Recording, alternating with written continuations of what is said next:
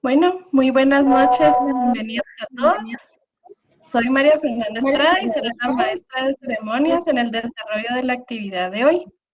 Siempre a manera de verificar la calidad del audio y video utilizados para la transmisión, agradeceré me indiquen levantando la mano si escuchan mi voz y ven la carátula de la conferencia. Muchas gracias a todos, bienvenidos. Agradecemos su valiosa presencia esta noche en donde se presentará pensamiento sostenible, gestión de riesgos y adaptación al cambio climático. Como siempre, los exhortamos a participar con sus comentarios y preguntas al finalizar la presentación a través del botón para levantar la mano o por medio del chat de la plataforma. Al terminar la conferencia, se abrirá el espacio para preguntas y comentarios con el arquitecto Valenzuela. La dinámica se establece de acuerdo con las siguientes normas de interacción. Por favor, apagar sus cámaras y micrófonos durante el desarrollo de la conferencia para mantener la fluidez, utilizar el chat de Collaborate para enviar sus mensajes de texto y al finalizar el evento, si lo desean, podrán levantar su mano y esperar a que un moderador le brinde el derecho de palabra. A continuación, doy la bienvenida y presento con agrado a nuestro invitado Juan Carlos Valenzuela, arquitecto graduado con honores de la Universidad Francisco Marroquín. Estudió una maestría en vivienda del siglo XXI en la Universidad Politécnica de Cataluña, Barcelona. Cuenta con más de 10 años de experiencia en el diseño, planificación y construcción de proyectos de arquitectura sostenible. En el 2010 formó parte del grupo fundador del Guatemala Green Building Council, GGBC, siendo miembro de la junta directiva y actualmente colabora como vicepresidente de la asociación. Ha dirigido el comité técnico de la GGBC, en donde ha participado de forma activa en la creación de las guías de sostenibilidad para el proceso constructivo y en la revisión de la certificación Casa Guatemala. Cuenta con la acreditación LEED, Building Design and Construction, Expert y Casa AP. En los últimos años ha colaborado como catedrático en la Universidad del Istmo, Universidad Landívar y en la Universidad Francisco Marroquín. Sin más preámbulos, reitero la bienvenida al arquitecto Valenzuela y le cedo el espacio. Adelante, arquitecto. Muchas gracias. Bueno, empezar por agradecer por la invitación, por el espacio. Para mí, pues, es siempre muy agradable poder compartir las lecciones que hemos ido aprendiendo en el tiempo en este tema. Así que gracias a ustedes, es un honor poder compartir con ustedes esta tarde. Les voy a compartir la presentación y me confirman si.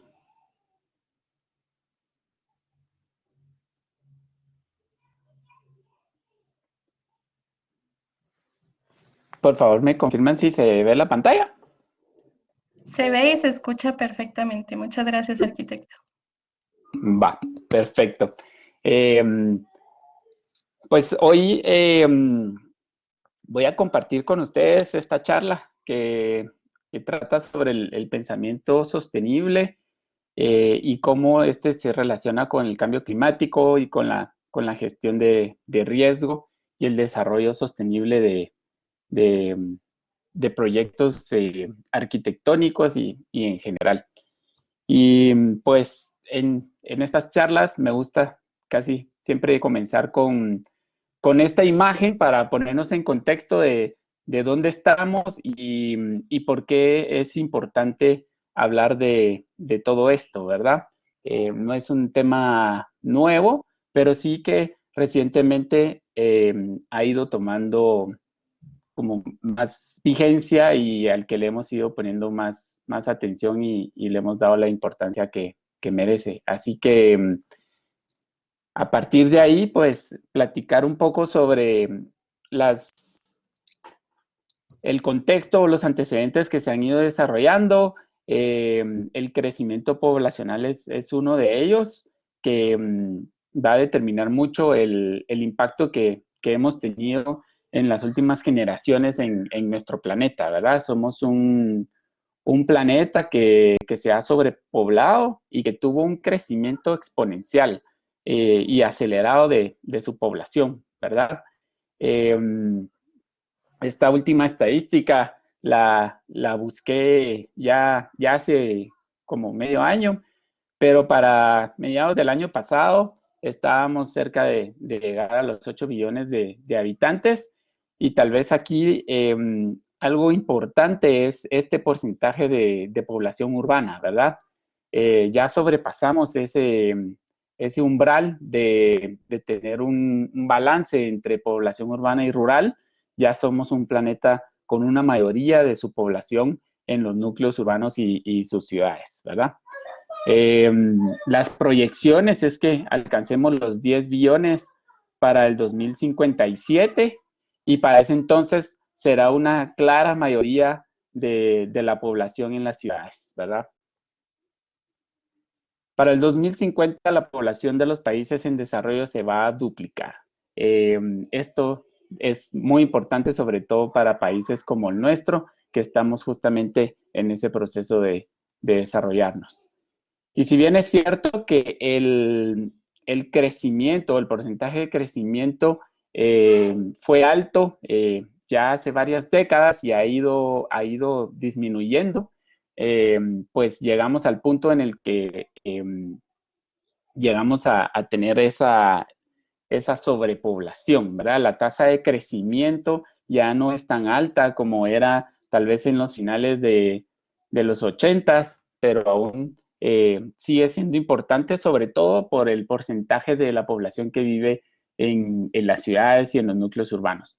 Y en el caso de nuestro país, pues en el último censo, el del 2018, teníamos más de 16 millones de habitantes y algo muy similar a las estadísticas globales es que teníamos ya una población mayoritariamente urbana, que se va también a intensificar, digamos, para el 2050, dentro de unos 30 años estaremos en los 22, casi 23 millones de habitantes, pero llegaremos casi a un 70-75% de esa población de que será en las ciudades y en los núcleos urbanos de nuestro país. Y esto pues tal vez es algo a lo que debemos de ponerle una importancia y darle la atención que requiere, porque esto va a presentar desafíos y retos para nuestras ciudades que debemos de empezar a resolver desde ya, ¿verdad? Y esto, pues, ¿qué tiene que ver con cambio climático? ¿Qué tiene que ver con nuestra huella ecológica? Y es que si por un lado tenemos un planeta con una población eh, que ha crecido o que creció de forma exponencial, sigue creciendo, no al mismo ritmo, pero que se ha ido trasladando también a las ciudades y al mismo tiempo que iba creciendo la población, también iba creciendo ese estilo de vida que necesita de bienes y servicios para mantenerse, ¿verdad? Si nos ponemos a pensar en todas las cosas, todos los bienes y servicios que hemos utilizado solamente el día de hoy como ejercicio, desde que nos levantamos, pues obvio que pues, despertamos en una vivienda, en una residencia, que puede ser una casa o un apartamento, pues con todos los materiales que fueron necesarios extraer de la naturaleza, convertirlos en materiales de construcción y luego pues transportarlos hacia la obra o al sitio donde fue construida nuestra casa y bueno, pero además de eso, también pues utilizamos muebles, utilizamos la cama en donde despertamos, las sábanas, la ropa que utilizamos para dormir, nos despertamos y pues tomamos un baño, entonces ahí requerimos de artefactos sanitarios, instalaciones, una ducha, utilizamos agua, utilizamos productos de limpieza, jabón, champú, cremas, desodorantes, lociones, rasuradora y ahí vamos a desayunar y pues necesitamos de utensilios, comida, ingredientes que fueron necesarios y por lo tanto necesitamos de una cocina y si lo analizamos así y hasta llegar a las 6 de la tarde, tal vez puede ser o parecer infinita la cantidad de cosas y servicios que necesitamos solo para un día, ¿verdad? Un día normal. Entonces, nuestras necesidades parecen infinitas, ¿verdad? Pero el contraste es que los recursos sí que son finitos, ¿verdad? Muchos de ellos, y sobre todo por la forma en cómo los estamos utilizando. Entonces, si multiplicamos todo esto por los 22 millones de personas que vamos a hacer en Guatemala en unos años, pues esto se vuelve de las dimensiones que realmente es y difícil de visualizarlo, pero tal vez con un ejercicio como el que acabamos de hacer nos ayuda a caer en cuenta en realmente el impacto que están teniendo nuestros hábitos de consumo y nuestro estilo de vida. Y todo esto, pues, ha tenido un impacto, ¿verdad? En el planeta. Hemos tenido un impacto importante en el área del planeta que está cubierto por bosques. Solo entre el 1990 y 2016 se perdieron cerca de 1.3 millones de kilómetros cuadrados, lo que representa un alto porcentaje de esa área boscosa del planeta. Y en ese periodo de tiempo se perdió también el 17% de la Amazonia, que quedó destruida. Y estas pues estadísticas tal vez parecen como negativas y en realidad a mí me gusta platicar del tema de sostenibilidad desde una perspectiva más positiva y proactiva, pero a veces sí que nos sirve escuchar estos temas para darnos cuenta, porque muchas veces ni las conocemos. En un periodo de 40 años, en los últimos 40 años, se taló en Guatemala la mitad de sus bosques.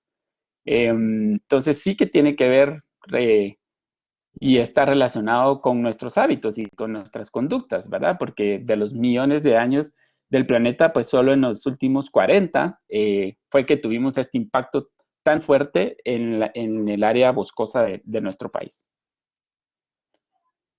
En el tema de desechos sólidos, que también es otro tema difícil de concebir porque tiramos la basura en el basurero y parece que desaparece. Entonces a veces pensamos que el problema desaparece porque alguien se llevó la basura y no la vemos más. Pero en 2016 las ciudades generaron 2.1 billones de toneladas de desechos sólidos, con una huella a nivel de planeta de casi casi 0.75 kilos por persona al día. Para el 2050, las proyecciones es que un aumento del 70% en la generación de basura, llegando hasta 3.40 billones de toneladas al año.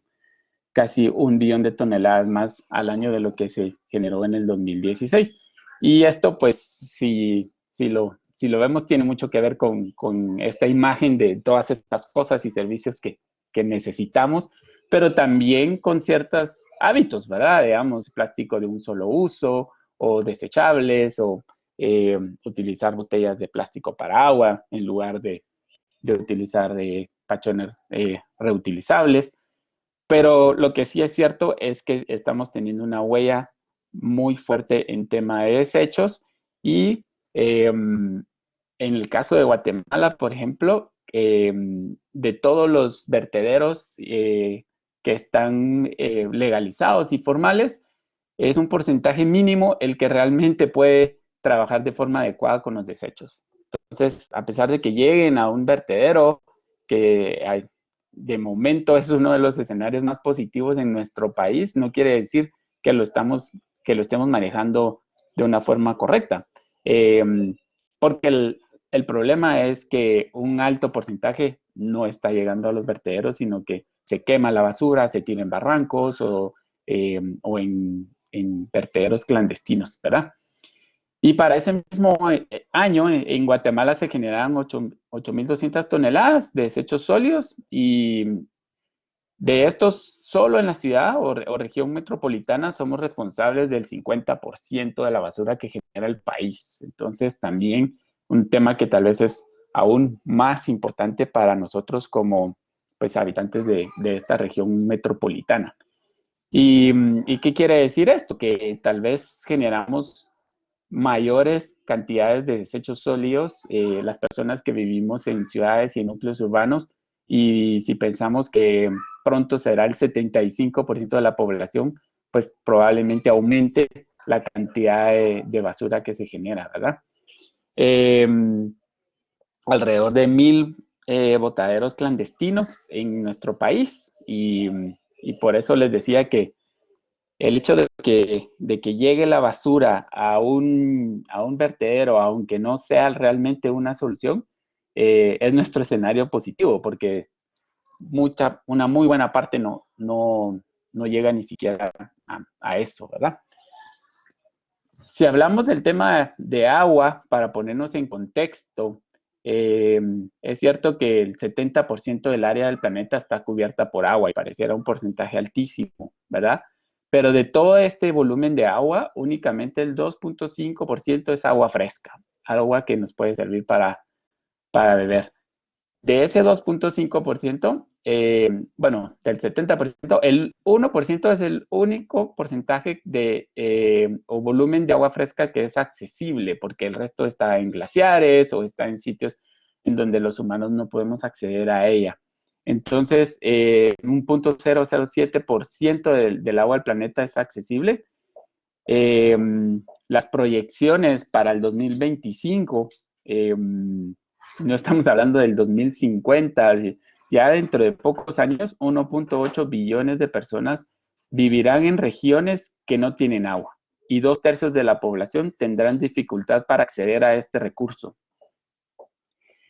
Otra vez, yo creo que estas estadísticas, aunque son muy drásticas y negativas, es para despertar, ¿verdad? Y que no sigamos pensando en el agua como algo que es infinito y que siempre lo vamos a tener. De momento no le estamos dando la importancia y el cuidado que deberíamos, y consideramos que el tema del agua o la crisis del agua será pronto, ¿verdad? No estamos hablando de algo que va a pasar dentro de 3 generaciones, sino que ni siquiera será para la siguiente generación, sino que es algo que nosotros todavía tendremos que afrontar, pero por los hábitos de consumo pareciera que no nos hemos percatado de ello. Entonces, y algo pues dramático que he visto en noticias y en algunos reportes, el 90% de las aguas en Guatemala se encuentran contaminadas. Recuerdo muy bien de pequeño bañarse en un río. Era algo muy común, además era una experiencia interesantísima y familiar, y todavía he visto en carretera algunas familias, pero si me preguntan a mí, yo no metería a mis hijas a bañarse en un río porque el 90% de estos están contaminados, y bueno, eso ya cambió, ¿verdad? Yo lo pude hacer de pequeño, y bueno, probablemente habrán algunos puntos donde todavía se pueda, pero ya el agua está contaminada en nuestro país, ¿verdad? Otro tema importante, o donde hemos tenido un impacto como seres humanos, es en la calidad del aire. También estadísticas del 2016, a nivel mundial se estimaba que 4.2 millones de las muertes prematuras eran a causa de una mala calidad del aire. 90% de estas muertes en países ya de desarrollo. Otra vez, atención, Guatemala. 2018 se registraron niveles de contaminación récord que no se habían presentado en 800,000 años anteriores. Y esto pues también sirve porque muchas veces se habla que pues el cambio climático o el cambio en temperatura o que es algo natural en la historia del planeta, pero cuando vemos los cambios drásticos en tan pocos, en un periodo de tiempo tan corto, pues sí, la relación ya no se puede negar en que probablemente somos nosotros quienes hemos estado ocasionando esos cambios, ¿verdad? Y esta gráfica pues nos enseña cuál es nuestra huella ahorita y para el ritmo de vida que estamos llevando, estamos en 1.7 planetas de momento para mantener nuestros hábitos y nuestro estilo de vida actual. Y la proyección es para que para el 2050, si seguimos así, pues estaremos en 3 planetas. Necesitaremos el equivalente a los recursos que puede generar nuestro planeta multiplicado por 3. La cuestión es que solo tenemos uno, ¿verdad? Y de momento, pues no hay plan B. Aquí vamos a estar y aquí seguiremos. Así que ni no podemos estar contando con otros planetas. Es algo como de comentarios y conversaciones que se dan ahora con la exploración de Marte y ideas utópicas de colonizar Marte, y muchas personas pues comentan, bueno, ¿y por qué no mejor investigamos y mejoramos nuestras prácticas en nuestro planeta en el que estamos ahora, ¿verdad? Dedicarle más investigación y esfuerzos a esa parte. Pero esta es en definitiva la situación que tenemos hoy por hoy y no va a cambiar en el futuro próximo. Entonces, dentro de 3 años, nuestra huella va a ser de 3 planetas, pero tendremos uno solo. Y sumado a todo esto, pues el año pasado fue un año dramático, fuera de nuestra realidad, algo que vino a cambiar el planeta, que seguramente va a generar cambios para de por vida o en el resto del tiempo, y nos ha puesto a pensar en muchas cosas, a darnos cuenta de que realmente el impacto que podemos tener tal vez de una forma más evidente, porque todas estas estadísticas de basura y de bosques que estamos talando y de agua que estamos contaminando, muchas veces no la vemos, pero este sí que lo vimos todos, y nos impactó a todos, y nos vino a cambiar pues la vida. Y muchas veces se platica o se decía, bueno, ¿cuándo vamos a poder volver a la normalidad? ¿Cuándo vamos a regresar a nuestro día a día? ¿Cuándo podremos empezar de nuevo con lo que teníamos? Y tal vez pues la conversación debería de ser en parte en evaluar si realmente queremos regresar a lo que teníamos, ¿verdad? Tal vez si esa normalidad era lo mejor que podíamos hacer como seres humanos y si ese es el ideal al que estamos buscando regresar. Creo que este es un punto de inflexión que además pues de la tragedia y todo lo negativo puede tener esa parte positiva de habernos hecho dar cuenta de muchas cosas y empezar a analizar y a cuestionarnos si esa normalidad era nuestra mejor versión, ¿verdad? Y bueno, pues hemos visto pues qué ha pasado en los últimos años, que crecimiento poblacional, el crecimiento en la cantidad de bienes y servicios que necesitamos para mantener el estilo de vida y los hábitos de consumo que tenemos hoy en día. Pues el año pasado vino a sacudir al planeta con el tema de la pandemia.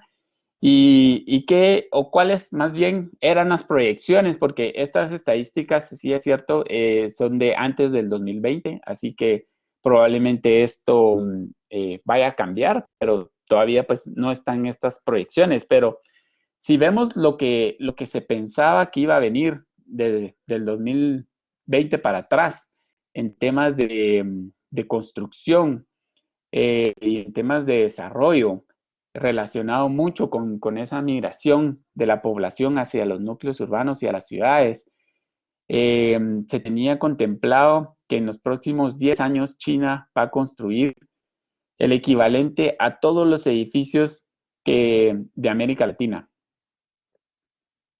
Difícil de imaginárselo incluso, ¿verdad? Pero esto era lo que se tenía proyectado que iba a suceder en China. Ese nivel de metros cuadrados de construcción en 10 años, duplicar el área que tenía metros cuadrados construida por hoy toda América Latina. Para el 2030, dentro de poco, India también tenía proyectado que iba a duplicar su área construida. el aumento de un 37% en el consumo de energía para 2035. Y todo esto, pues, derivado de esa densificación de las ciudades, ¿verdad? De esas migraciones masivas que van a ser necesario construir todos esos metros cuadrados para poder generar la vivienda, generar los espacios de trabajo, generar los espacios donde las personas van a aprender, donde las personas van a comprar los servicios y los bienes que necesitan para su día a día, los espacios donde se van a divertir, donde se van a ejercitar, todas esas actividades que hacemos, casi que el 90% de nuestro tiempo lo pasamos dentro de un espacio interior, pues todos esos metros cuadrados son los que vienen de ahora en adelante, ¿verdad? Sin embargo, pues esta densificación de las ciudades va a llevar ahora un replanteo, ¿verdad? Principalmente o acelerado y disparado por el tema de la pandemia, ¿verdad? El tema de espacios abiertos, el tema de parques, el tema de abrirse al exterior y poder contar con ventilación natural que garantice las renovaciones de aire fresco que necesitamos para poder mantener una calidad de vida, calidad del aire adecuada y en fin, tantas otras cosas como tener tecnología que evite el contacto o el distanciamiento, en fin, este crecimiento acelerado que va a densificar ciudades se va a tener que replantear de una forma diferente, que es la conversación que se está teniendo ahora a partir pues de los fenómenos del año pasado y que seguimos viviendo, ¿verdad? ¿Y cuál es el impacto de nuestro sector, digamos, como arquitectos, ingenieros, constructores, proveedores de materiales de construcción, desarrolladores inmobiliarios? Pues, ¿qué impacto estamos teniendo nosotros de toda esta huella que vimos de casi 2 planetas en este momento, de todo este impacto negativo que vimos en bosques, aire y agua? Pues, ¿cuál de esa contaminación o qué porcentaje de esa contaminación viene directamente relacionado con este sector de la edificación? Estas son algunas estadísticas de Estados Unidos, pero que pueden servirnos como referencia para tener una idea del impacto de este sector. Un 14% del consumo de agua potable se deriva de la construcción de edificios, operación y mantenimiento de edificios. El consumo de energía, que puede ser entre de un 24 a un 50%, 30% de la generación de los desechos sólidos viene de los entornos construidos, 40% del uso de materias primas es para construcción y mantenimiento de edificios, el 72% del consumo de la energía eléctrica se da en edificios. Y esta es otra estadística que generalmente asociamos con otros sectores, con la industria o con el transporte, por ejemplo, no tanto con la construcción, pero es como construcción, pues somos responsables del 38% de la generación de CO2, que está directamente relacionado con el cambio climático, ¿verdad? Esto es porque debemos de tomar en cuenta el ciclo de vida completo de una edificación.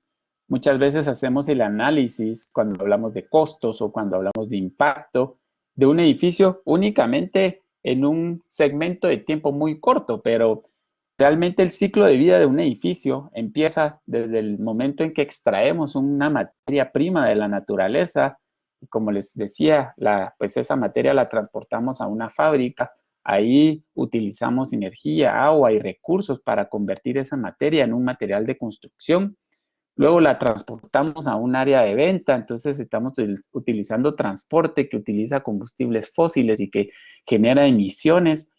En esa sala de ventas, pues hay que utilizar ciertos recursos para mantenerla operando. Compramos el producto y lo llevamos al sitio de la construcción, a la obra. Y en la obra, pues necesitamos de energía eléctrica muchas veces para instalarlo, necesitamos de adhesivos, necesitamos de selladores, necesitamos de otros productos y de otras herramientas para instalarlo. Y luego, pues ese material estará instalado, no sé, 75, 100 años o más, que sabemos que el tiempo de vida de un edificio es largo. Y para que ese material se mantenga en buenas condiciones, vamos a necesitar de darle mantenimiento cada cierto tiempo. Ese es en realidad el ciclo de vida del edificio. Luego pues llega un momento donde hay que renovarlo, remodelarlo, remozarlo y al final cuando llega, ahí sí, al final de su tiempo de vida útil, pues será necesario desmontarlo y demolerlo, ¿verdad? Pensándolo en el ciclo lineal, que es como normalmente se ve la construcción, estamos tratando de cambiar a una visión más circular, pero actualmente pues esa es la visión y pues esos son cientos de años, no son 20, no son 5 años, ¿verdad? El ciclo de vida de una edificación. Entonces, considerando todo ese ciclo, pues estamos generando una muy buena parte de los CO2 que tienen ese impacto directo con el cambio climático. Aquí hay estadísticas que ya no son de Estados Unidos, sino que son a nivel global, pero que son muy similares a las estadísticas anteriores que vimos en el slide anterior. Un 36% del consumo de energía relacionado también con la construcción y emisiones de CO2 relacionadas con energía también un 39%. En Estados Unidos vimos 38% y aquí es un 39%.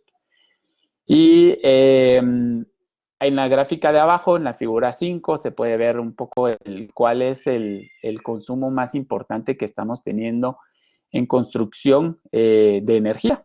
Y pues el acondicionamiento de espacios es el más importante, ¿verdad? Luego están los electrodomésticos o los appliances, cocina, calefacción de agua, iluminación y calefacción. Pero el tema del acondicionamiento de aire es el más importante y que también pues conforme va aumentando la temperatura global pues vamos requiriendo en más áreas del planeta el acondicionamiento donde antes no era necesario, ¿verdad? Entonces ese es un impacto directo ahí y, y que nos ayuda a entender un poco en dónde se está yendo la energía en el ambiente construido. Y ahora, pues, conociendo el impacto que está teniendo el sector construcción, el sector inmobiliario, las ciudades, el entorno construido, entonces podemos hablar de por qué es importante pensar en arquitectura ecológica, arquitectura sostenible o arquitectura sustentable, se puede llamar de diferentes formas en diferentes sitios, pero entender un poco, pues, cuáles son los beneficios o el impacto que puede tener el implementar estrategias de diseño y construcción sostenible. Y vamos a hablar de beneficios o impactos positivos a través de estos tres pilares, que son en realidad los tres pilares del desarrollo sostenible. El desarrollo sostenible está basado o debe tener un cimiento fuerte en una parte social, una parte económica y una parte ambiental o ecológica, ¿verdad? En un principio el movimiento hacía más énfasis en el tema de la ecología o es lo que a simple vista asociamos directamente el tema de arquitectura sostenible o de sostenibilidad, pero en realidad estos tres pilares son igualmente importantes y debe ser cualquier desarrollo fuerte en los tres pilares para realmente sostenerse a lo largo del tiempo.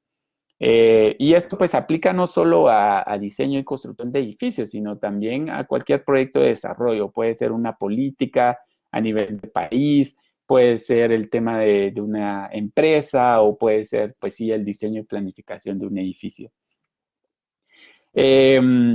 Este tipo de proyectos entonces van a priorizar siempre la salud y el bienestar de las personas, creando espacios interiores que promuevan la salud y el bienestar de sus ocupantes. van a lograr mejorar la calidad del aire interior, teniendo menores concentraciones de CO2 y contaminantes y mejorando las tasas de ventilación. Esto está demostrado que puede ayudar a mejorar el desempeño de las personas en un 8%. Hay estadísticas que demuestran que trabajadores en oficinas con ventanas han demostrado poder dormir 46 minutos más por la noche. Estamos hablando del impacto que tiene el área de trabajo de una persona o la calidad del área de trabajo de una persona, luego con su tiempo de sueño que ya lo hace en su casa. Y esto demuestra el impacto directo que tienen los espacios que ocupamos en nuestros estados de ánimo y en nuestra salud y bienestar en general. Y pues aquí recordar que pasamos el 90% de nuestro tiempo en espacios interiores, entonces es importante que pongamos atención a la calidad de esos espacios que estamos generando. Trabajadores en oficinas verdes o sostenibles o green building, con una buena ventilación, demuestran un aumento de un 101% en sus procesos cognitivos. Aumenta la productividad, aumenta la capacidad de concentración. Por ejemplo, en espacios de educación, el simple hecho de poder tener acceso a vistas al exterior en donde podamos ver naturaleza, aumenta la capacidad de concentración, aumenta la capacidad de aprender. Las estadías en hospitales son 8.5% más cortas en habitaciones con ventanas hacia jardines. Recuerdo muy bien estas estadísticas en una clase de psicología ambiental donde nos decían que habitaciones de hospitales con acceso al jardín, con vista al jardín, no solo tenían estadías más cortas, sino que llamaban menos a enfermería, requerían de menos analgésicos y en general, pues esta biofilia, ¿verdad? Esta conexión que tenemos como seres vivos y parte de un mundo natural nos hace bien, ¿verdad? Y desconectarnos pues tiene impactos negativos en nuestra salud. Trabajadores son 18% más productivos con espacios adecuadamente iluminados con luz natural, ¿verdad? El tener acceso a luz natural nos permite mantener nuestro ciclo circadiano, tener la noción del día y la noche, de la hora del día y todo eso como seres vivos, pues tiene un impacto positivo. Menor exposición a toxinas y este tipo de espacios o estrategias pueden ayudar a reducir el padecimiento de afecciones respiratorias, asmas, alergias, depresión y estrés, ¿verdad? Entonces, como una muestra del impacto que tiene en nosotros como usuarios de los edificios que se están construyendo. Y incluso hay pues algunas ventajas que se logra retener talento en las empresas, por ejemplo, las personas se logran identificar también con los espacios donde trabajan y ese sentido de pertenencia. A nivel ambiental, pues podemos llegar a alcanzar hasta un 50% de ahorro en agua potable, solo con una selección consciente de los artefactos sanitarios. Hemos visto nosotros en la práctica, acá en Guatemala podemos alcanzar el 50% de ahorro de agua potable en baños comparado con un estándar eficiente, no comparado con la práctica convencional de nuestro país, tal vez ahí el porcentaje sería mucho más alto, sino contra los mínimos de eficiencia que establece el International Plumbing Code o la EPA, solo con una selección informada, ¿verdad? Y esto es, pues, ya no escoger únicamente los artefactos por su estética y por su precio, sino incorpora la variable del consumo al momento de escoger cuál vamos a especificar en el proyecto. Se puede lograr ahorros en el consumo de energía importantes desde 25 a 50%, reducción en un 70% en la generación de desechos sólidos. En algunos proyectos en los que hemos tenido oportunidad de colaborar, hemos visto porcentajes casi así de altos en construcciones de interiores, casi 60-62%, y bueno, bastante más bajos cuando hablamos de una construcción nueva desde cero, incluyendo obra gris, hemos estado cerca de 20%. Pero aún así, pues son impactos positivos que podemos tener. y reducciones en la generación de CO2, ¿verdad? La arquitectura sostenible puede tener un ahorro potencial o tiene un ahorro potencial proyectado para el 2050 de 85 gigatones de CO2. Esto es un impacto directo en el tema del cambio climático, del calentamiento global. Ahorro potencial para el 2050 de un 50% en el uso de energía, colaborando a mantener el aumento de la temperatura a los 2 grados. Y pues los proyectos, los países, las empresas, pues también tienen que ser rentables y pueden beneficiarse con menores costos de operación y mantenimiento. Estos son algunos beneficios o impactos positivos en el tema financiero, digamos, que puede haber un aumento en el valor del activo, un plusvalía, que puede ir de un 7 a un 10%, ahorros en los costos de operación en edificios, que puede llegar hasta un 20%. Esto pues dependerá muchísimo de las estrategias que se incorporen y ahorro en los costos de operación en edificios existentes, que puede ser hasta un 13%.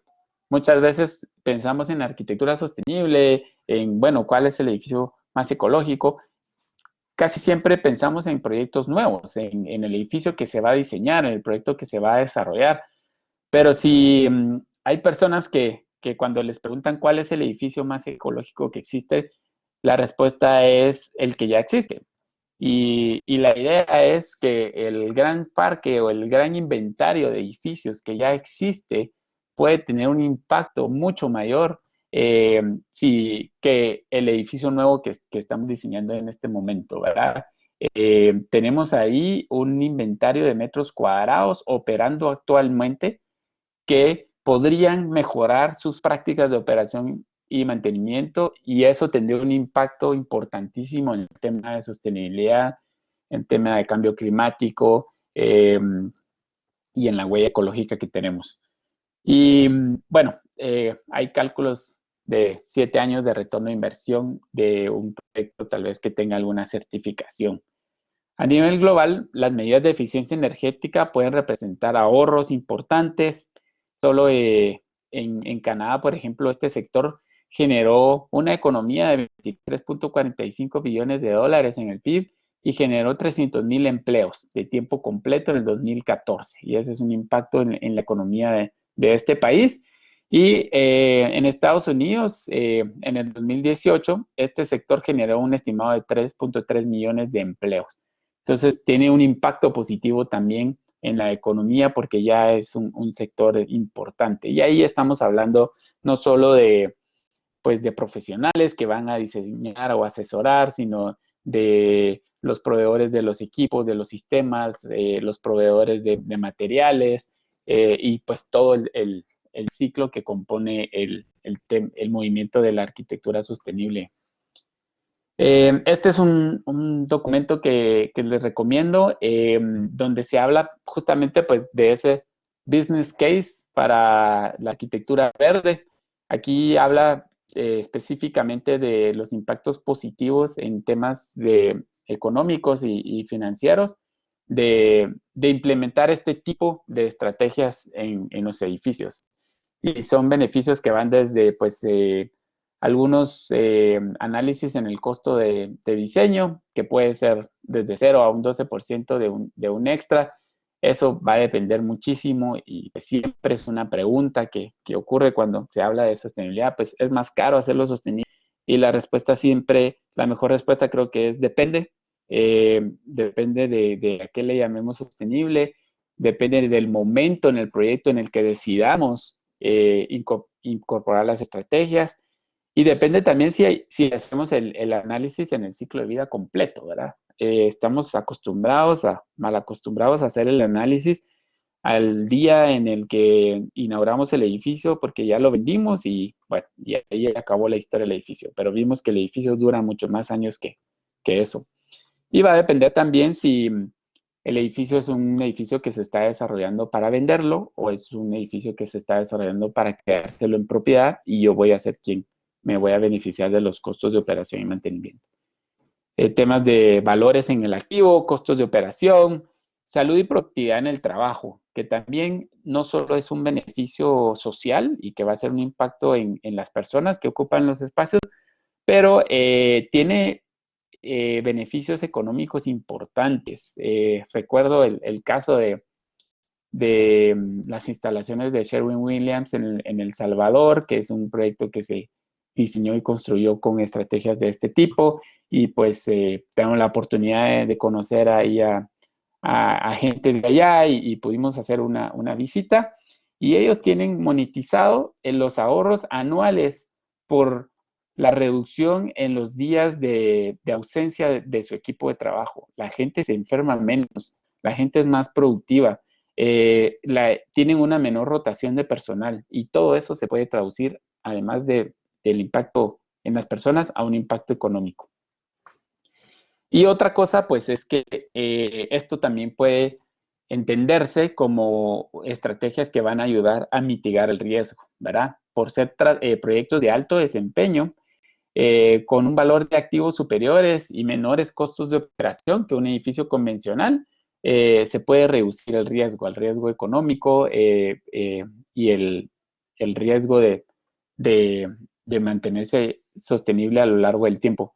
Son edificios que se encuentran en mejor posiciones a situaciones adversas. Un edificio con una buena ventilación va a estar mejor parado ante una pandemia, por ejemplo. Un edificio que consuma la mitad de agua va a estar mejor preparado para cuando tengamos las crisis de agua y el agua se vuelva realmente cara, como debiera de serlo, o debiéramos de valorarla. Entonces, edificios que implementan este tipo de estrategias van a ser más resilientes, ¿verdad? Y mejor preparados para estas situaciones de riesgo. Aquí hay una infografía que demuestra algunas de los impactos positivos que ya les mencioné. Quería resaltar el de la parte de estudiantes. Edificios con una buena iluminación natural, edificios de educación. Los estudiantes han demostrado tener de un 5 a un 14% mejores resultados en sus exámenes y pueden aprender de un 20 a un 26% más rápido que en un espacio que no tenga una adecuada iluminación natural. Y ahí, pues, el campus de la UNIS es un edificio genial, con esa iluminación natural, con ese acceso a vistas. Siempre me recuerdo esas vistas increíbles que van a ayudar a las personas, a los estudiantes y a los catedráticos a sentirse mejor, a desempeñarse mejor, a poder ser más productivos y concentrarse. Y esas son cosas tan sencillas como la luz natural, ¿verdad? Parece sencillo, pero también muchas veces como arquitectos nos hemos olvidado de eso. Y si regresamos a la pregunta de ¿es más caro? Pues hay muchas decisiones pasivas de arquitectura que no son más caras. Es más caro cuando planteamos mal un proyecto y lo queremos compensar con tecnología, ¿verdad? Haciendo una buena arquitectura, diseñando para la orientación, diseñando las fachadas, diseñando con el clima y aprovechando recursos como la luz natural, podemos tener un impacto mucho más importante.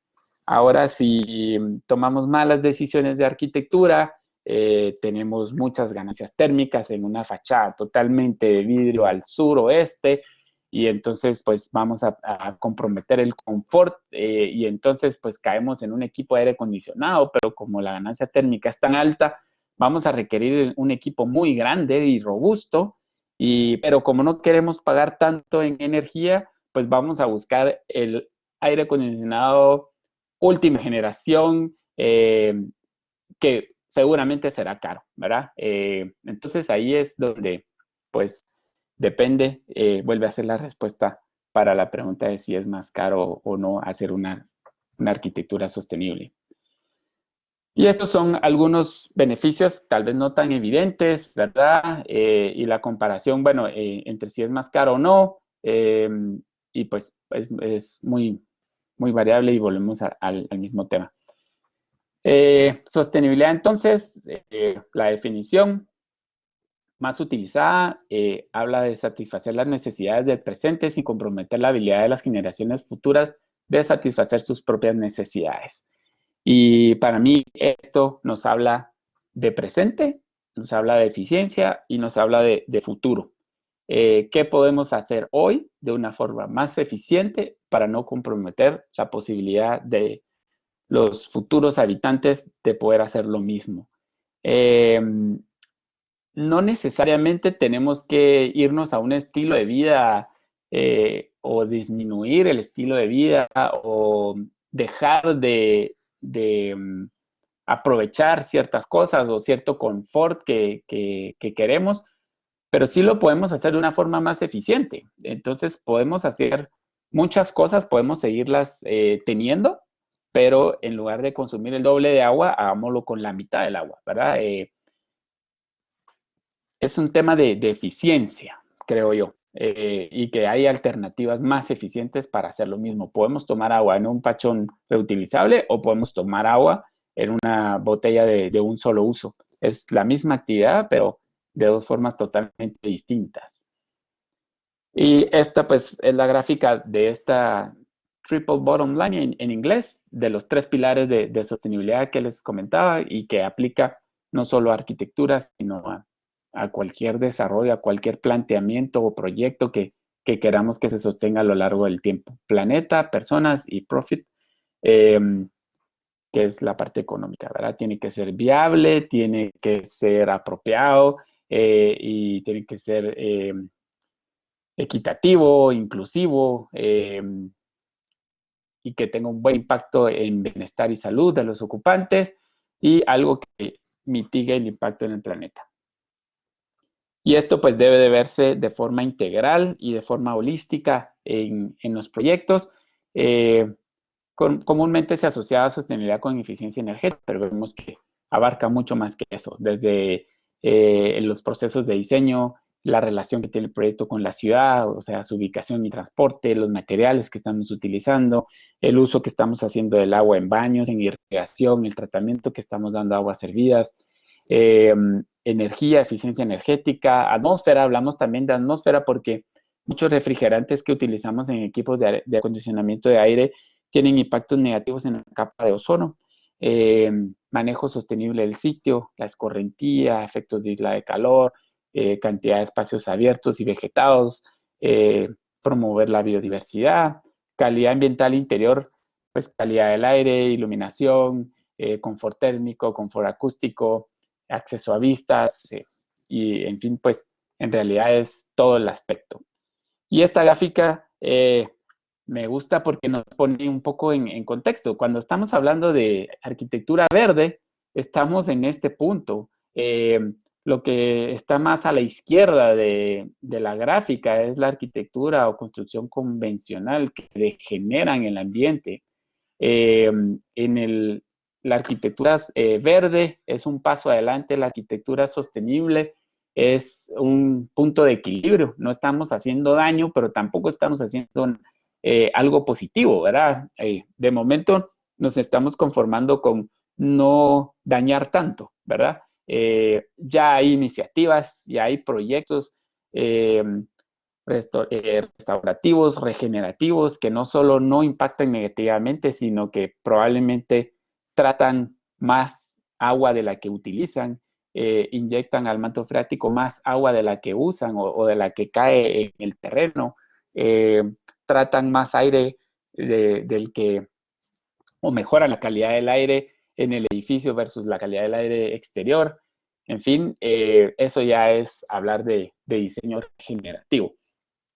De momento, pues vamos todavía un poco atrás, pero para ponernos en el panorama de hacia dónde debemos de apuntar. Y bueno, todo esto nos lleva a esta parte de hablar de este nuevo pensamiento, esta nueva forma de pensar y afrontar los proyectos, nuevos procesos que son necesarios para generar esta nueva arquitectura que debemos de plantear. Hablamos de pensamiento sostenible o sustainable thinking en inglés, abarcando tres aspectos. Un pensamiento en sistemas, un acercamiento del ciclo de vida completo de un proceso de diseño integrado. ¿Y a qué se refiere esto? Pues debemos entender los edificios y las ciudades como un conjunto de sistemas interconectados, donde la funcionalidad y el desempeño de un elemento va a tener repercusiones en el resto del sistema y de los sistemas que integran el todo, ¿verdad? Ya no podemos ver un edificio como un elemento aislado de la ciudad, ya no podemos diseñar los sistemas mecánicos de un edificio como de una forma aislada, porque no estamos trabajando en equipo, arquitectura, ingeniería mecánica, el equipo que va a operar y mantener el edificio, en fin, todo esto debe de juntarse porque la construcción está cambiando la forma de pensar o la construcción sostenible. Los edificios que aparentaban ser objetos individuales, estáticos, se revelarán como partes de fluidos de un sistema medioambiental que cambia con el tiempo. La integración, este Integrative Design Process, donde en una misma mesa se desarrollan y se resuelven los proyectos y donde están sentados todas las especialidades para tomar las decisiones en equipo. Y lo otro, pues analizar el impacto de las estrategias, analizar el tema de costos, analizar todos estos análisis que se realizan tomando en cuenta el ciclo de vida completo del proyecto, ¿verdad? Eh, Sistemas, ¿verdad? Como elementos interconectados, ya sea a diferentes escalas, ¿verdad? Edificio con ciudad o ciudades con territorios o eh, barrios con ciudad o también a otra escala, ¿verdad? ¿Cuál es el impacto de un elemento del sistema de iluminación con el edificio? ¿Qué impacto tiene y cómo está relacionado? Debiéramos de relacionar, por ejemplo, el diseño de ventanerías, el impacto que va a tener en el diseño de iluminación artificial, ¿verdad? Ya no como elementos aislados. El tema de pensamiento en sistemas no es nada nuevo. Uno de los primeros libros pioneros en plantearlo, también se los dejo acá como referencia. El ciclo de vida, tomando en cuenta pues todo el ciclo que hablamos, desde la extracción de los materiales hasta su disposición final. Y acá, pues, hablar un poco de ese proceso integrador, ese proceso donde el arquitecto tomaba todas las decisiones, sentado en su despacho, y cuando ya tenía todas las decisiones del proyecto tomadas, mandaba los planos a los especialistas, cada uno en su oficina, y probablemente nunca se sentaban los 5 o 6 profesionales juntos para ver qué impacto podía tener una decisión u otra en la arquitectura, ya las decisiones estaban tomadas. Ahora pues se promueve un proceso de diseño integrador, también iterativo, ¿verdad? Donde vamos probando qué impacto tienen las decisiones que tomamos, involucrando no solo al equipo de diseño, con todas sus especialidades, sino que también al cliente, incorporando también desde la etapa de diseño al constructor, incluso a gente que se dedique a la operación y mantenimiento de los edificios. Ellos son muchas veces los que heredan los problemas que dejamos los arquitectos, ¿verdad? Nosotros entregamos el proyecto, alguien más lo construye muchas veces y luego pues no nos enteramos de los dolores de cabeza que le dejamos al encargado de operar y mantener el edificio. Entonces, la información, el input que puede dar la gente que opera los edificios en el proceso de diseño es valiosa, igual que un constructor con la experiencia que tiene de cómo realmente se ejecutan las ideas que dejamos plasmadas nosotros en documentos.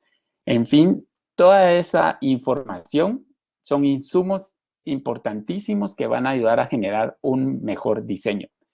La gráfica de la esquina de abajo a la derecha nos muestra cómo se promueve ahora el proceso cíclico, donde no es lineal, sino que también a veces regresamos porque tal vez el diseño o la propuesta de fachada que estamos haciendo lo analizamos a través de una simulación energética y vemos que nos aumenta la ganancia térmica y por lo tanto necesitaremos un equipo de aire acondicionado más robusto y eso nos dejará un aumento de un 10% más en el consumo de energía por el resto de los años. Entonces, regresamos y evaluamos otra fachada y vemos qué impacto tiene. Y cuando llegamos al desempeño que queremos, damos el siguiente paso, ¿verdad?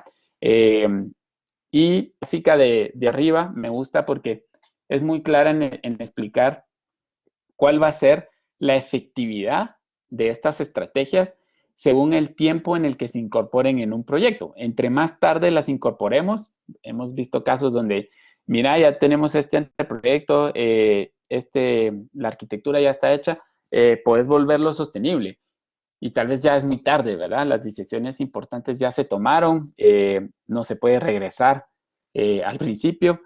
Entonces, la efectividad de estas estrategias disminuyendo con la etapa en la que se incorporen a un proyecto. Y así es también el costo, ¿verdad?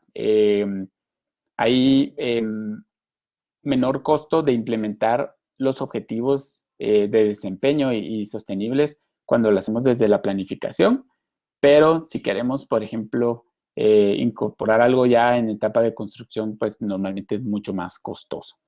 Entonces, esto es algo que debe de verse en el planteamiento de los proyectos.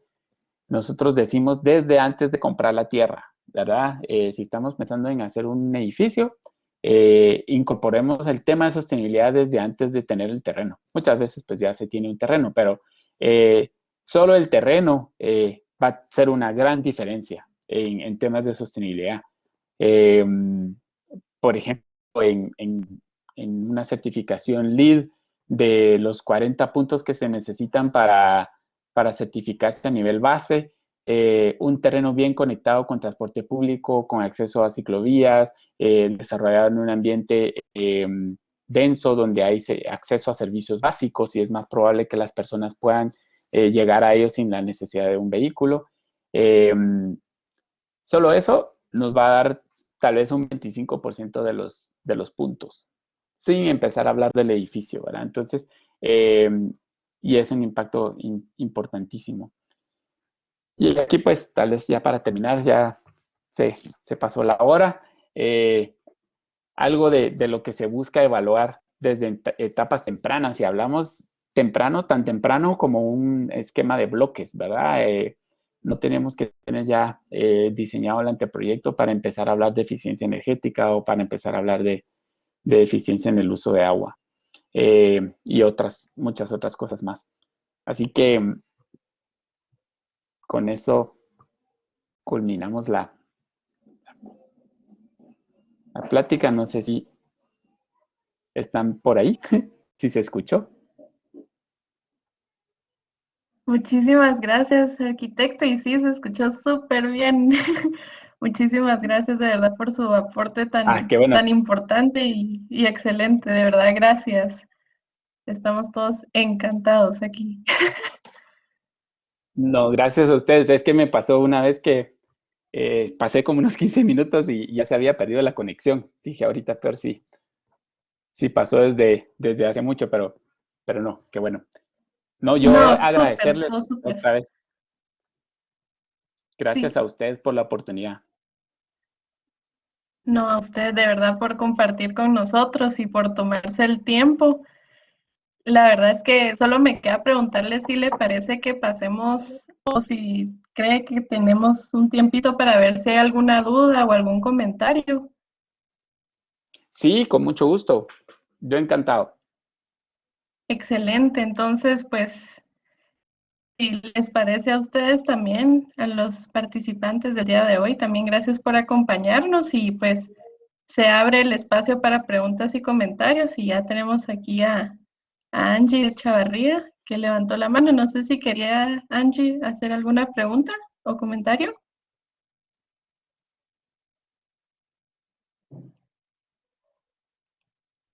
Y si no, de igual No, forma, en lo que esperamos que nos normalmente, conteste. Ahí está. normalmente no, Gracias. solamente felicitar al arquitecto por su excelente exposición, ¿verdad? Y agradecerle eh, por su aporte, ¿verdad? En la formación de todos los catedráticos. Muchas gracias. Gracias a ustedes. Adelante, arquitecto. Bueno, buenas noches, ¿me escuchan?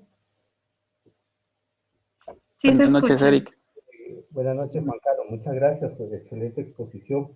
A mí me gustaría, y creo que lo podemos compartir con todos los catedráticos de diseño, si tienes alguna bibliografía o documentos que nos podamos basar para podernos preparar y podérselo transmitir a los alumnos para poder manejar estrategias sostenibles que sean de gran impacto, pero que económicamente sean viables y que se puedan aplicar en los proyectos de los cursos de diseño. Sí, con mucho gusto. ¿No? Si puedo preparar ahí un documento con algunas referencias. No sé si se los comparto luego a través de la arquitecta Edna. No sé si les parece bien así. Perfecto, sí, sí, muchas gracias. Perfecto. Muchas gracias, arquitecto Torres, y nos levantó la mano Miriam. Adelante, Miriam. Juan Carlos, y a todos muy buenas noches. Siempre es un gusto escucharte, es un deleite todo lo que nos aportas. Tengo una pregunta, bueno, tengo muchas preguntas, pero una en especial.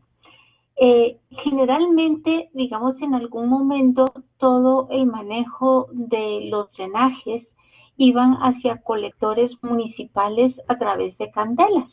Luego se cambió un poco la mecánica y cuando vienen los condominios, entonces que cada lote tenía que hacer su propia fosa séptica y sus pozos de absorción. Y luego retomaron otra vez la idea con las propuestas de que por condominio tienen que hacer una planta de tratamiento. Pero en lo que van surgiendo todas estas novedades, mi pregunta es respecto al aporte que pueden dar los biodigestores.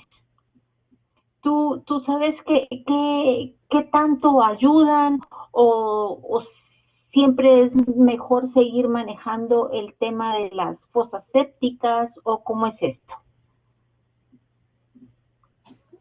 Gracias. En casos en donde no hay colectores municipales, ¿verdad? En terrenos que no tienen acceso a estos, tampoco soy muy conocedor en temas de plantas de tratamiento, pero por lo poco que sé, los biodigestores están por encima de lo que pueda hacer una fosa séptica, ¿verdad? Ya es un cierto tratamiento.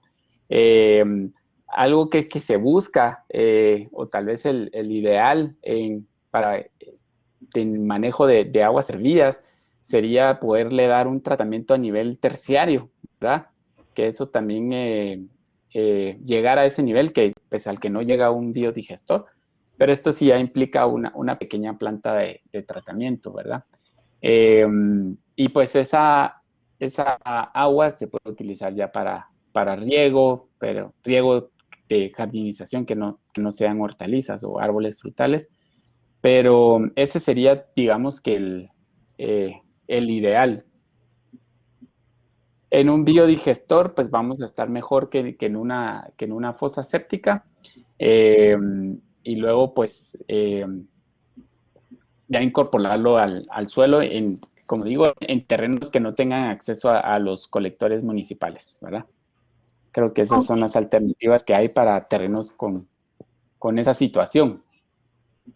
Y otra, siempre en el mismo tema, lo ideal es, digamos, pasarlo por un proceso de un biodigestor antes de tirarlo al colector municipal.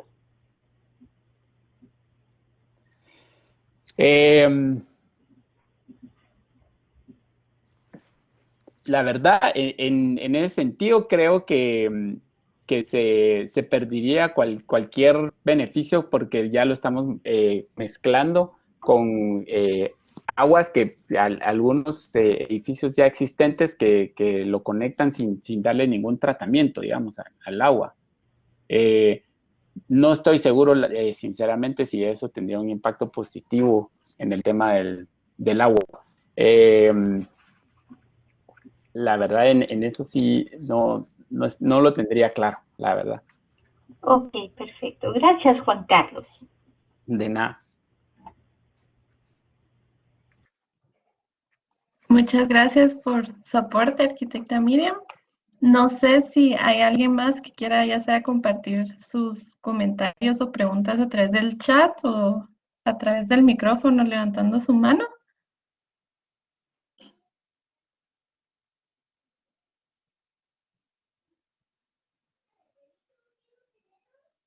Súper, creo que estamos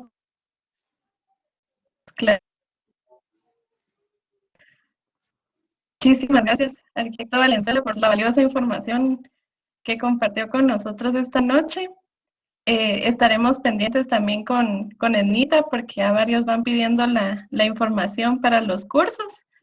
Y pues reiteramos también el agradecimiento a todos ustedes que nos acompañaron, asistieron y participaron de este webinar. Con esto entonces damos por concluido el encuentro de hoy. Les deseamos a todos una muy feliz noche y hasta un próximo encuentro. Gracias, arquitecta Edna.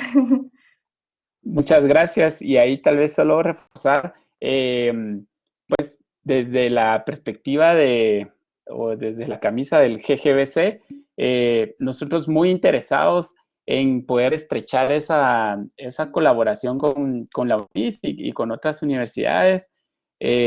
Podemos platicar de capacitaciones a los catedráticos, porque tal vez, pues, se pueden compartir bibliografía y referencias, pero creo que podríamos incluso desarrollar como un programa de capacitaciones y platicar y mostrarles como la implementación de a qué estrategias nos están refiriendo para que lo puedan incorporar en las clases de diseño, ¿verdad?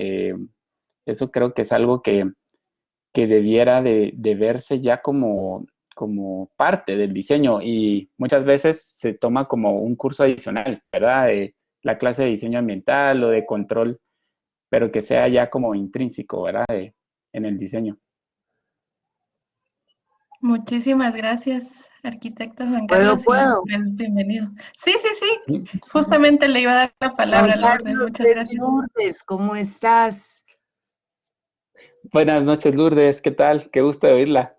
Mira, Juan Carlos, ahorita que te pusiste tan amable y condescendiente de cursos y todo lo demás, tienen gente, digamos, que pudiéramos estar invitando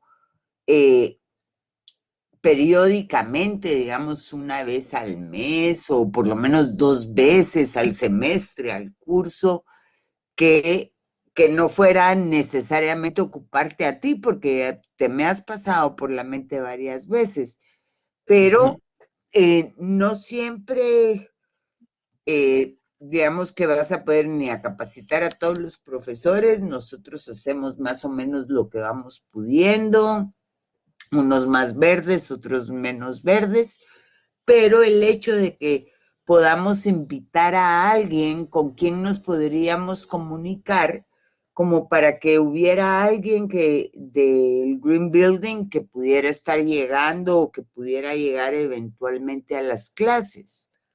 A mí me interesaría mucho porque yo soy precisamente de las no muy verdes. Yo creo mucho en la tecnología y todo lo demás. Pienso que la huella de carbono la podemos ir mitigando de otras maneras.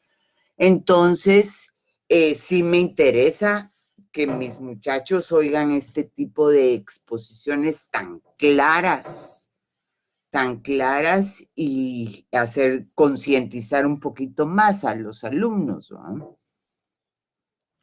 Eso era Sí, más que si tienen gente así que con quien sí. nos podríamos abocar directamente como para que armar como un ciclo, que fueran pasando a las distintas según los niveles de los muchachos, porque como te digo, para ellos es más interesante que alguien de fuera les hable y les exponga estos temas que oír al mismo profesor de todos los martes, ¿no? Sí, entiendo. Sí, con el GBC podemos desarrollar un plan, ¿verdad? Y definir si esto es algo que ocurre 1 o 2 veces al mes. Nosotros estaríamos muy interesados en esto. De hecho, creo que la arquitecta María Antonieta Mendoza está ya en comunicación con con Pamela Castellán, que es la directora ejecutiva del GBC, y con el departamento técnico, donde habemos varios que podríamos ir a dar esas charlas. Nosotros también podemos ir diversificando y, por ejemplo, llevar a algún miembro del GBC que sea experto en temas de tratamiento de agua. Por ejemplo, yo me quedo corto un poco en ese tema, pero podemos ir diseñar un plan, creo yo, que sería importante y que lo podemos hacer con esa colaboración que existe entre UNIS y GGBC. Sí, porque yo pienso que a nivel coordinaciones se podría ir armando como de primero a quinto año, como dosificando, ¿no? Y que digamos que por lo menos un par de veces al semestre se fueran tratando este tipo de temas. Pero como te digo, sí pienso que es importante que gente de fuera se involucre, porque siempre es la novedad del que sabe más que el profesor, ¿va? Ya, sí, nosotros en el GBC encantados de poder colaborar de esa manera. Como aquí está Eric, nuestro director, podemos armar un magnífico plan así de educación a largo plazo, de educación continua, creo yo, en sus ¿cómo es? Resiliencia, sostenibilidad, etcétera, etcétera. Sí, definitivamente. de acuerdo. Ok, te lo agradezco. Eric, tenés chance extra. Definitivamente, no, al contrario, creo que es algo que tenemos que retomar y es parte de la el poder aportar no solo hacia los alumnos, sino hacia la sociedad. Tenemos mucho que aportar y el alumno tiene mucho que aprender y nosotros lo tenemos que aplicar. Y sí, definitivamente nos interesa un montón, Juan Carlos, y yo sé que, como dice Juan Carlos, ya Tony se está poniendo en contacto con Pamela Castellán, y creo que por ahí podemos lograr una buena asociación con ella. Sí, encantados. Cuenten con ello, por favor.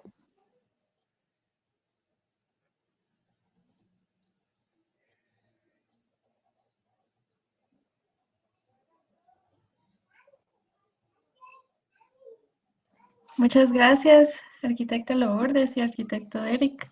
Y de nuevo, muchísimas gracias, Juan Carlos, por de verdad acompañarnos y por esa disposición, ¿verdad? Porque sí se ve un futuro bien brillante junto con ustedes, ¿verdad? Entonces, reiteramos entonces su agradecimiento a todos por su participación. Y pues ahora sí, les deseamos a todos una feliz noche. Con mucho gusto podemos hacer la pregunta. La charla se está grabando y va a quedar grabada. Entonces vamos a preguntar de permisos para que se pueda compartir y con mucho gusto se las hacemos llegar. Así que sí, si no hay ninguna otra duda, pues feliz noche a todos y muchas gracias. Gracias. Muchas gracias, feliz noche. Muchas gracias. Gracias, Juan Carlos. Feliz noche. Feliz noche. Gracias a ustedes. Feliz noche.